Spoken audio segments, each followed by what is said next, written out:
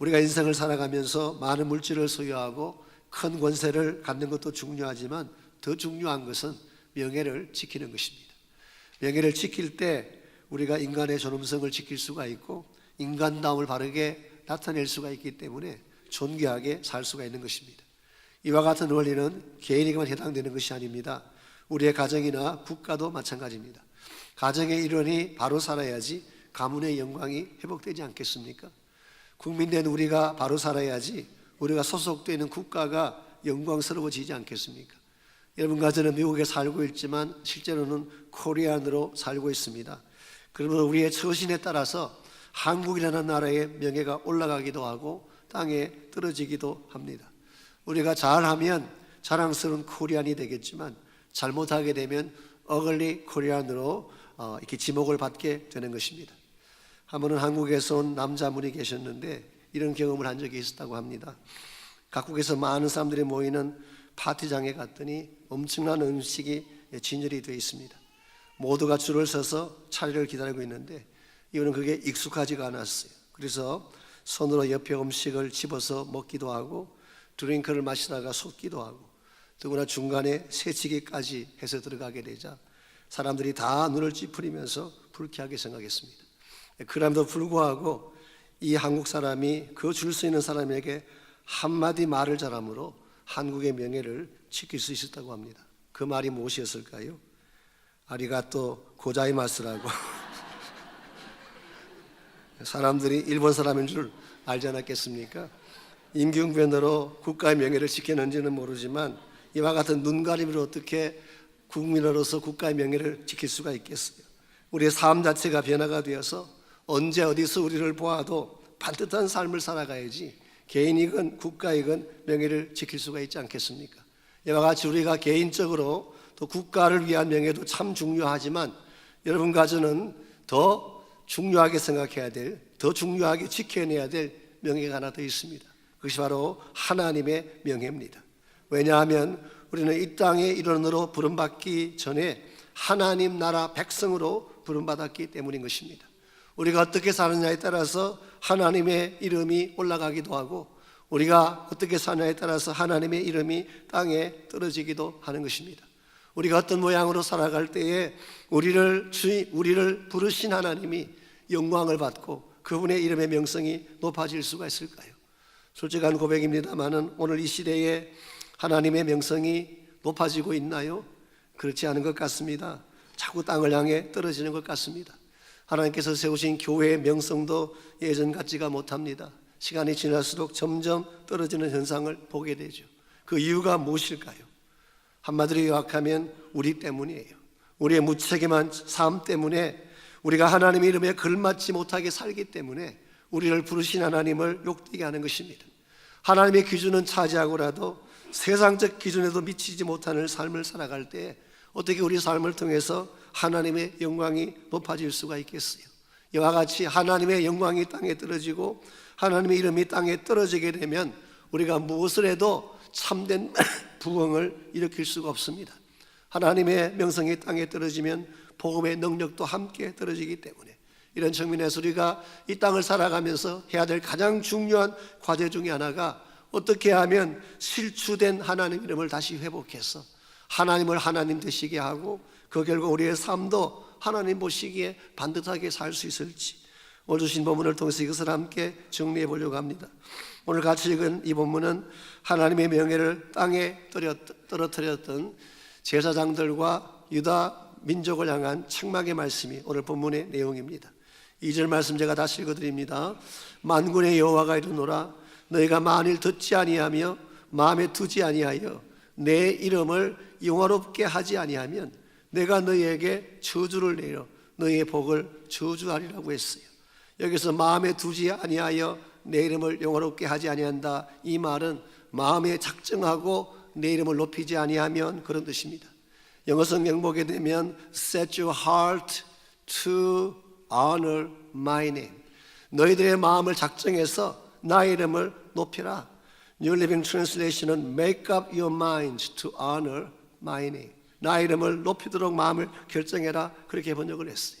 너희들의 마음을 작정하고 마음의 전심을 다 쏟아서 하나님의 이름을 높이지 아니하면 내가 너희에게 저주를 내리고 너희의 복을 앗아가리라고 말씀하셨어요. 이것은 매단이 강한 경고가 아닐 수가 없습니다. 그런데 2절 하반부를 보니까 내가 이미 저주하였나니 이는 너희가 그것을 마음에 두지 아니하였다고 했어요. 불행하게도 하나님의 저주가 이미 쏟아졌다고 말씀하고 있습니다. 왜 그럴까요? 그들이 마음을 정하고 그 이름을 높이지 않았기 때문이죠. 이것이 말라기 당시 제사장들의 모습이라고 오늘 본문이 말씀하고 있습니다. 겉으로는 하나님을 높이는 척했습니다. 겉으로는 제사도 드리고 제물도 드리는 척했지만 그러나 그들의 마음 중심에 전심을 다해 하나님의 이름을 높이지 아니했고 하나님이 기뻐하는 삶을 살지 않았기 때문에 하나님께서 그들을 책망하신 것입니다. 실제로 읽지 않았지만 1장 13절을 보시면은 제사장들이 일을 하면서 이런 고백을 했습니다. 이 일이 얼마나 번거로운고 하며 코웃음을 쳤다고 했어요. 하나님이 일을 하면서 제사 일을 하면서 번거롭다고 고백을 했어요. 영어 성경 The Message 바이블을 봤더니 I am bored, 지겨워 죽겠어. 언제 일이 끝나나 이건 나에게 아무런 유익도 안 돼.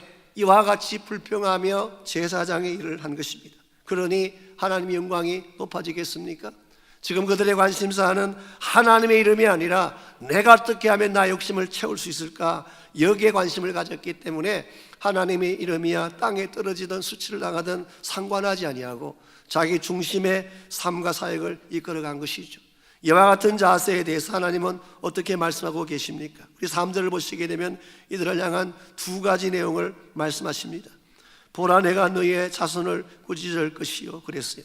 첫 번째는 자손을 꾸짖겠다, 그렇게 말씀하셨어요. 여기 자손이라고 번역한 이 단어는 원래 종자라고 번역할 수 있는 단어입니다. 혹은 seed, 씨앗이라고 번역할 수 있는 단어입니다만 우리말 성경에서는 descendant, 후손이라고 번역을 했어요. 제 생각에는 합당한 번역이라고 생각합니다만 우리가 하나님을 멸시하게 되면 하나님께서 우리의 자녀들을 멸시하고 그 자녀들을 끊을 것이라고 경고하고 있습니다. 제가 이 문맥을 살펴볼 때에 아마도 이것은 장차 제사장들의 가족들, 제사장들의 자손들이 끊어지게 되고 고통당할 것을 미리 예고한 것이 아닌가. 실제로 여러분이 중간시대 역사를 공부해 보게 되면 말라기가 이 말씀을 선포하고 나서 약 250년 지난 후에 이 좌나단 아프스라고 하는 혹은 좌나단 어브 메카비스라고 하는 메카비 가문의 헤스모니안 왕조의 두 번째 지도자가 좌나단인데요. 이 좌나단 시절에 사독 계열의 제사장 라인이 다 끊어지게 되고 불법 제사장 라인이 시작이 됐어요. 그래서 여기에 반발에 나온 사람들이 에스네파라는 사람들이 나온 것입니다. Anyway, 정말 실제 역사 가운데 하나님은 오늘 본문에 등장하는 그 제사장들의 가문을 끊어버렸고 수치와 고통을 당하게 한 것입니다.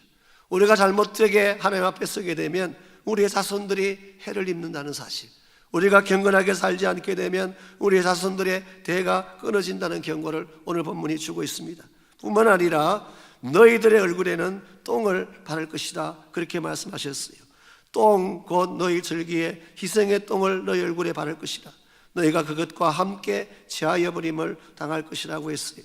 여기 나오는 똥은 희생제물의 똥이라고 했으니까 아마도 제사를 드리기 위해 가져왔던 소나 양들의 똥을 말할 것입니다.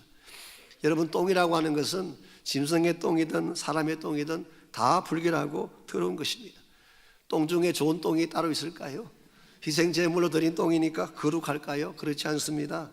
율법의 규정에 의하면 희생제물의 똥은 반드시 성전 밖으로 가지고 나가서 불에 태우도록 규정을 하고 있습니다. 이와 같이 더럽고 수치스럽고 냄새나는 똥을 제사장들의 얼굴에 바르겠다고 말씀하고 있어요. 소위 말하는 얼굴에 똥칠한다, 이 표현이 여기서 나온 것 같습니다. 오늘 하나님을 멸시하게 되면 하나님께서도 멸시하는 그 사람의 얼굴에 똥칠을 하고 그들의 자손이 수치를 당하게 하시겠다, 그런 뜻이에요. 오늘 여러분과 제가 하나님을 무시하게 되면 하나님도 우리 삶을 무시할 수밖에 없을 것입니다. 그러나 반대로 우리가 하나님의 이름을 존귀하게 여겨서 높이게 되면 하나님께서도 우리 인생을 높여주시고 우리 자손들을 축복해 주실 거예요. 그렇기 때문에 사무엘상 2장 30절에 보면 이런 말씀이 나옵니다. 나를 존중히 여기는 자를 내가 존중히 여기고 나를 멸시하는 자를 내가 경멸하리라 그랬어요. 나를 존중하면 내가 책임지고 그 인생을 존중하게 만든다. 그러나 나를 멸시하게 되면 나도 동일하게 경멸하도록 내버려 두겠다, 그런 말씀이에요. 오늘 여러분과 제가 이 땅을 살아가면서 하나님 이름을 높여야 될 이유가 여기 있습니다. 하나님 이름이 땅에 떨어지게 되면 복음이 땅에 떨어지게 되고, 복음이 떨어지게 되면 하나님 나라가 땅에 떨어지게 되는데, 오늘 저희들이 다른 것에는 다 관심을 갖고 전심을 다 쏟으면서도 하나님의 명성을 회복하는 데 있어서는 소극적일 때가 얼마나 많습니까? 하나님의 이름이 다시 회복되지 아니하면, 그 찬란한 명성이 다시 회복되지 아니하면 우리의 삶의 영광도 찾아올 수가 없습니다. 그러므로 이 마지막 시대에, 하나님의 권세가 땅에 떨어지는 이 마지막 시대에 어떻게 하면 우리가 하나님의 명성을 다시 회복시켜서 그 영광 가운데 거하시도록 할 수가 있을까요? 오늘 본문에 보시면은 우리 삶이 하나님의 영광으로 돌아가는 데 꼭 필요한 세 가지 과정을 소개해 주고 있습니다. 첫 번째가 본래적 언약으로 돌아가는 것입니다. 우리가 하나님의 명성을 회복하려면 본래적 언약으로 돌아가야지 하나님의 이름이 회복될 수가 있습니다. 4절을 보겠습니다. 만군의 여호와가 이르노라, 내가 이 명령을 너희에게 내린 것은, 여기서 말한 이 명령은 앞에서 말한 내 이름을 영화롭게 하라는 그 명령이죠. 내가 이와 같은 명령을 너희에게 내린 것은 레위와 세운 나의 언약이 항상 있게 하려 함인 줄을 너희가 알리라 그랬어요. 여기에 레위와 세운 언약이란 단어가 나옵니다. 실제로는 레위의 후손인 아론과 맺은 언약이죠. 흔히 말해서 priestly covenant, 이 제사장적 언약이라고 부르는 것이 오늘 본문의 내용입니다. 출애굽기 29장에 보면 아론을 제사장으로 세우실 때 먼저 그를 물로 씻기시고 속옷과 에봇 받침 겉옷과 에봇을 입힌 후에 가슴에 흉패를 달고 공교의 짠 띠를 띄우고 머리에 관을 씌웠어요. 그리고 그 위에다가 관유를 부어서 머리 끝에서부터 발끝까지 기름 부음을 받게 했어요. 참으로 거룩하고 성별된 기름 부음을 통해서 제사장을 세우고 아론을 세운 것입니다. 그리고 나서 속죄 제사를 드리도록 명령하셨어요. 순양을 잡아 피를 흘리게 하고 그 고기와 가죽을 불살라 번제로 드릴 것을 명령하셨고, 그리고 이것을 통해 온 이스라엘 백성의 죄가 속함받는 이 제도를 만드신 것입니다. 그러므로 이 언약은 그냥 언약이 아니라 속죄 언약을 말하는 것이고, 궁극적으로는 예수 그리스도의 피로 말미암아 드려지게 될 영원한 속죄 언약을 의미하는 것입니다. 그렇기 때문에 5절에 보시면은 이 언약을 뭐라고 묘사했나요? 생명과 평강의 언약이라고 했어요. Covenant of life and peace. 여기서 생명이라고 하는 것은 죽은 자에게 생명을 주는 언약이기 때문에, 또 평강을 이야기한 이유는 하나님과의 관계가 깨어진 자에게 하나님과의 관계를 회복하고 참된 평강을 안겨주는 언약이기 때문에, 그리고 여기에 말하는 이 언약은 사실상 예수님께서 십자가상에서 피 흘림으로써 성취해 주신 피의 언약을 말하는 것입니다. 저는 여기에 우리 신앙의 본질이 있고 우리 신앙의 출발점이 있다고 생각합니다. 여러분께서 인생을 살아가다 보면 여러 가지 많은 일을 겪을 수가 있겠죠. 잘난 일도 할 수가 있지만 못난 일도 할 수가 있고, 우리 모두가 연약하기 때문에 실패하기도 하고 실수하기도 합니다. 그러나 우리가 아무리 실패하고 실수했을지라도 우리가 돌아가야 될, 궁극적으로 돌아가야 될 곳이 어디냐? 바로 본래적 언약의 장소인 십자가로 나아가야 된다, 그런 뜻이에요. 아무리 망가진 인생이라도, 아무리 실패한 인생이라도 십자가 은혜 앞으로 다시 돌아가게 되면 하나님이 다시 치유하시고 용서하시고 고쳐주셔서 하나님의 거룩함에 거하도록 허락해 주시는 것입니다. 이런 의미에서 여러분의 인생 가운데서 여러분 정말 바르게 살기를 정말 원하신다면 제일 1차적으로 가져야 될 것이 십자가의 보혈의 은혜를 붙잡는 것입니다. 이게 있어야지 우리 삶이 흔들리지 아니하고 다시 회복을 향해 나갈 수가 있습니다. 두 번째로 이와 같이 언약으로 돌아갈 뿐만 아니라 진실된 입술을 회복할 때, 우리의 입술이 진실될 때 하나님의 영광이 다시 회복되는 것입니다. 6절을 보십시오. 레위가 가지고 있던 본래적 입술이 어떤 것인지가 6절에 나와 있습니다. 그의 입에는 진리의 법이 있었고 그의 입술에는 불의함이 없었다고 했어요. 즉 레위의 입술에는 항상 진리가 있었어요. 진실함이 있었어요. 그리고 그의 입술에는 거짓이나 불의가 없었다는 것입니다. 그러니 레위의 입에서 선포되는 말씀이 항상 진리밖에 더 있겠습니까? 바른 말씀밖에 전할 것이 없었겠습니다. 그랬는데 말라기 당시에 제사장들은 어땠을까요? 8절을 보십시오. 너희는 옳은 길에서 떠나 많은 사람을 율법에 거스르게 하는도다. 너희는 옳은 길을 벗어나서 수많은 사람들을 진리로 안내하는 것이 아니라 율법을 거스르는 쪽으로 불법을 향해 안내했다고 책망을 했어요. 9절 말씀 보시면은 너희가 내 길을 지키지 아니하고 율법을 행할 때에 사람에게 치우치게 하였으므로, 여기 치우치겠다는 이 말의 뜻을 옛날 성경에서는 편복되게 행하였다 그렇게 본 적이 있어요. 영어 성경에 보면은 showing partiality, 이 파샬하다 이 말의 뜻은 공평하지 못하다, 추가 기울었다 그런 뜻입니다. 사람들을 판단하거나 사람들을 볼 때에 정직하게 정당하게 판단하는 것이 아니라 내 기준에 따라서 기울어서 삐뚤게 잘못되게 평가하는 것을 의미하는 것입니다. 오늘 본문에 등장하는 이 제사장들의 문제, 하나님의 진리를 떠나고 편법되게 사람들을 판단하고 진실되지 아니한 방법으로 인간을 평가했던 이와 같은 관행이 우리에게는 과연 없을까요? 우리의 삶에도 저는 있다고 생각합니다. 우리는 하나님 말씀의 진리를 배웠지만 진리로 살지 못할 때가 참 많이 있어요. 하나님이 교훈하신 것은 의로운 길이고 불의가 없는 길이지만 우리 삶의 여정에는 불의도 많고 거짓도 많이 있습니다. 오늘 우리의 영성을 다시 점검해 보게 되면 실제로는 우리의 마음속에 하나님이 기뻐하지 않는 많은 것들을 발견할 수가 있을 것입니다. 여러분이 근본적으로 내 마음속에 내재되어 있는 이와 같은 불의함과 이와 같은 잘못된 거짓들을 제거하고 내 심령을 새롭게 하지 아니하면 절대로 하나님의 영광을 향한 삶으로 나아갈 수가 없어요. 어떤 세일즈맨 한 사람이 한 집을 방문했습니다. 문을 똑똑 두드렸더니 한 여자가 나오는데 행색이 초라하고 나이도 좀 들어 보여서 그 집 가정부인 줄 알고 이렇게 물었어요. 주인 아줌마는 어디 계시냐고.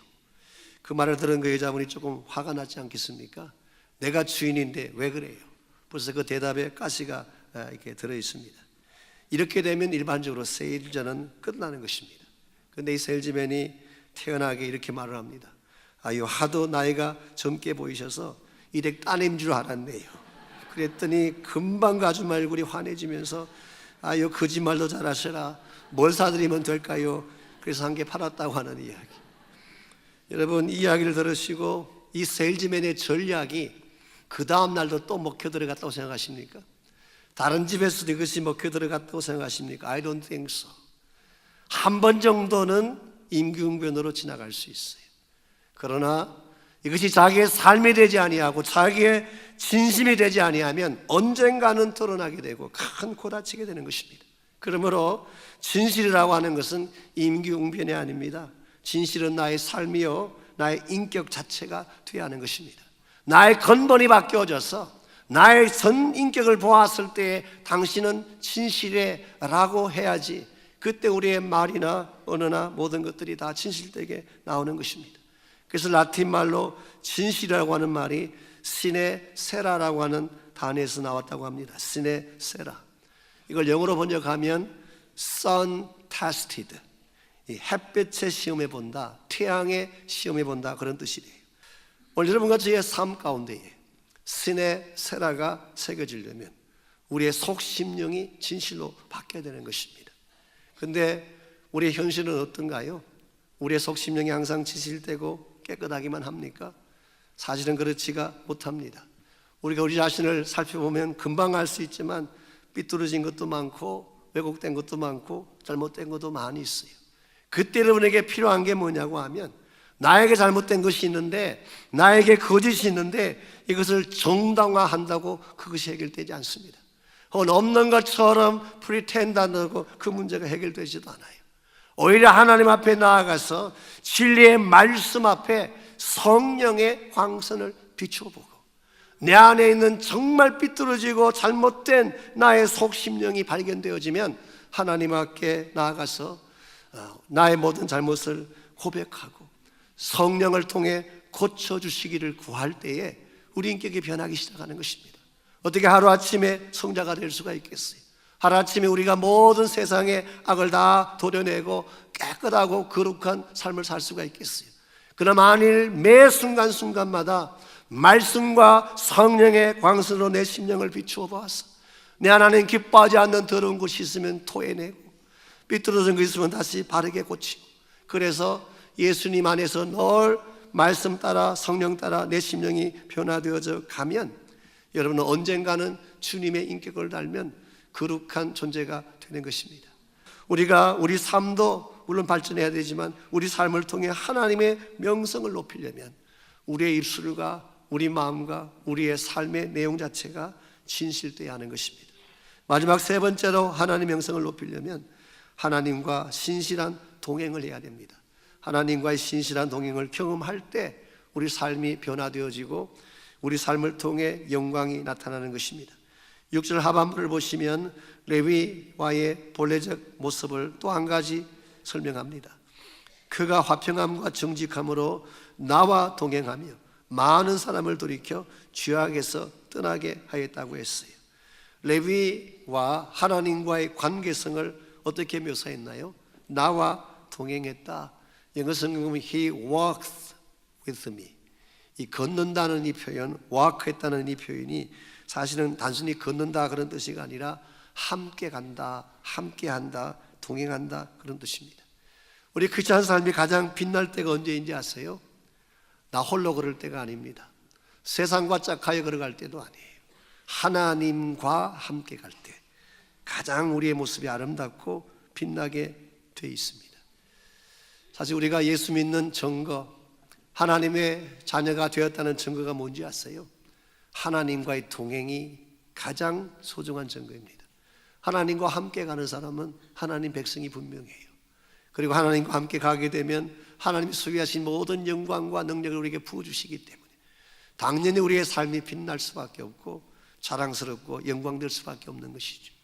구약 성경에 보게 되면 하나님과 300년 동안 동행하시다가 곧바로 하나님 계신 곳으로 올라간 분이 계세요. 그분이 누구일까요? 에녹이라고 하는 사람입니다. 여러분, 에녹은 하루도 아니고 한 달도 아니고 1년도 아니고 300년을 매일 하나님과 동행했대요. 오늘 우리는 30분 큐티하는 것도 힘이 들어가지고 이거 어떻게 마치나 그리고 고민하는 판인데, 에녹은 300년 동안을 매일 하나님과 함께 동행을 했어. 하나님 만나서 하루를 보내는 것입니다. 하나님 외에는 다른 분 만날 사람이 없어. 하나님하고만 만나서 교제하고 시간을 보내는 것입니다. 그러다 보니까 하나님이 말씀하십니다. 야, 이렇게 매일 만나서 널 같이 있을 바에는 아예 그냥 나 있는 곳으로 와라. 그래가지고 죽음 보지 않고 곧장 하늘로 간 것입니다. 우리도 이렇게 좀 살아봤으면 어떨까요? 하나님을 만나는 것이 기쁨이고 그분하고 교제하다가 그게 너무 좋아서 그냥 바로 와라. 그래서 갈 수 있다면 얼마나 좋겠어요. 오늘 사실 우리가 가진 것이 있다 없다 여러 가지 이야기하지만 하나님 소유하면 다 가진 거예요.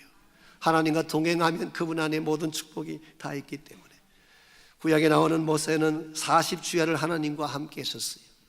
300년도 아니고 just 40 days 40일 주야를 하나님과 함께 했는데 그가 시내산에서 내려올 때 얼굴에 광채가 나서 사람들이 베일로 덮어야 될 정도로 광채가 났다고 했어요.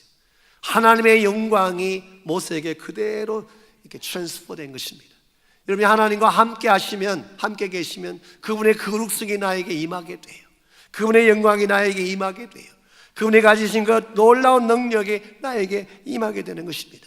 그때 여러분의 삶이 진정한 차원의 변화가 일어나는 것입니다. 변화는 생각한다고 결심한다고 일어나는 것이 아니라 하나님이 임재할 때에 내 심령에 근본적인 변화가 일어나는 것입니다. 그때 여러분이 평화도 누리게 되고 기쁨도 누리게 되는 것이죠. 언젠가 제가 리과레 목사님 설교를 듣는데 이분이 스트레스에 대해서 설교를 하셨어요. 어떻게 하면 스트레스를 이길 수 있나? 이 스트레스에 대한 설교를 하시면서 본문 말씀을 마태복음 11장 28절에서 30절을 택했어요. 거기에 보게 되면 수고하고 무거운 짐진 자들아 다 내게로 오라. 내가 너희를 편히 쉬게 하리라. 그렇게 말씀하시고 나서 29절에 보면 나의 멍에를 메고 내게 배우라. 그러면 너희 마음이 쉼을 얻으리니 그랬어요. 내게 와서 쉼을 얻으라고 한 가지 참 좋은데 멍에를 메라고 말씀하신 것은 조금 부담스러워요. 이 멍에라고 하는 것은 함께 지는 요크를 말합니다. 우리나라에는 그냥 소가 그냥 끌지만 고대 이스라엘 사회나 유럽 같은 데는 요크라고 해서 두 마리의 소를 이렇게 묶어서 같이 끌거나 밭을 갈게 했어요. 예수님께서 말씀하신 나의 멍에라고 하는 것이 요크를 말하는 것입니다. 어떻게 요크를 어깨에 매는 것이 스트레스를 해결하는 비결이 된다는 것일까요? 그리고 아래는 그렇게 설명했습니다. 일단 요크를 매게 되면 반드시 같은 방향으로 가야 된대요. 멍에를 맨 두 마리 소가 각자 자기 길 가려고 하면 이 고통이 와요. 찢어져요. 두 번째는 반드시 같은 페이스로 걸어야 돼요. 이 걸음걸이 속도가 똑같아야 돼요. 빨리 가도 안 되고 천천히 가도 안 돼요. 여러분이 하나님과 함께 같은 방향으로 가고 하나님과 함께 같은 속도로 가게 되면 우린 사실 이거 못하잖아요. 항상 우리가 빨리 가려고 그러지. 근데 같은 방향으로 같은 페이스로, 그리고 무엇보다도 이 멍에를 같이 맸다는 이 말의 의미는 사실은 서로의 짐을 나누기 위해서 멍에를 매게 하는 것입니다. 예수님께서 나의 멍에를 매라고 말씀하실 때 실제로 예수님의 말씀하고 싶은 미닝은 이것입니다. 내가 너의 것까지 다 져줄게, 그런 말이에요. 너의 힘으로, 너의 혼자의 힘으로 이 세상의 멍에를 메고 가니 얼마나 고통스럽고 피곤하냐. 너의 힘만으로 어떻게 세상의 모든 걸 다 감당할 수가 있겠느냐. 내가 너의 곁에 서서 너의 멍에를 함께 짊어져 주겠다. 그리고 너가 가진 그 모든 무거운 짐들을 다 나의 멍에로 옮겨 놓으면 그때 너는 염려할 것이 없고 근심할 것이 없는, 그때 그야말로 스트레스 프리가 되는 것입니다. 스트레스를 받을 이유가 하나 없는 진정한 차원의 안식과 평안을 누린다는 뜻입니다. 사랑하는 성도 여러분, 우리가 인생을 살아가면서 찬양을 해야 될 이유가 있다면 문제가 없기 때문이 아닙니다. 문제는 항상 있어요. 우리가 인생길을 걸어가면서 찬양해야 될 이유가 있다면 인생길이 쉬워서 그런 것이 아닙니다. 우리의 인생 여정은 결코 쉽지 않습니다. It's tough. 너무너무 힘도 들고 때에 따라서는 우리 앞을 가로막는 장애가 너무 크기도 하고 내 힘으로 이것을 헤쳐나가기에는 역부족일 때가 한두 번이 아닙니다. 그래도 불구하고 우리가 찬양할 수밖에 없는 이유 한 가지, 그것은 나와 함께 멍에를 메고 함께 같은 방향으로 나와 발걸음을 같이 해서 가주시는 예수 그리스도가 계시기 때문입니다. 여러분, 이 주님 꼭 만나시기를 바랍니다. 이 주님 만나고 그리스도 안에서 참 여러분의 인생의 가치를 회복하고 발견할 때 여러분의 삶 자체가 하나님께 영광이 되고 하나님 앞에 기쁨이 될 줄 믿습니다.